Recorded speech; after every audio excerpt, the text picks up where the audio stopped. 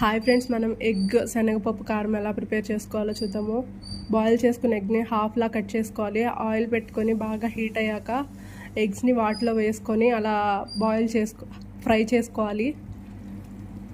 అలా మొత్తం వేసుకున్నాక చిటికెడు పసుపు, సాల్ట్ వేసుకొని వేయించుకోవాలి. బాగా వేయించుకున్నాక వన్ సైడ్, సెకండ్ సైడ్ కూడా అలాగే రెడ్ కలర్ వచ్చే వరకు వేయించుకున్నాక శనగపప్పు కారం వేసుకోవాలి. ఆ కారం శనగపప్పు, చిన్నులపాయి, జీలకర్ర, ఎండుమిర్చి కలిపి పౌడర్ చేసుకోవాలండి. చాలా బాగుంటుంది. ఆ కారం వేసుకొని దించేసుకోవడమే. చాలా టేస్టీగా ఉంటుందండి. ప్లీజ్ లైక్ చేయండి, షేర్ చేయండి. చాలా టేస్టీగా ఉంటుంది. ఒకసారి రెసిపీ ట్రై చేసి చూడండి. అలా అన్నీ చూపించే విధంగా అట్లా రౌండ్ తిప్పేసేసుకోవాలి. ఫ్రై చేసుకొని ఆఫ్ చేసుకోవడం.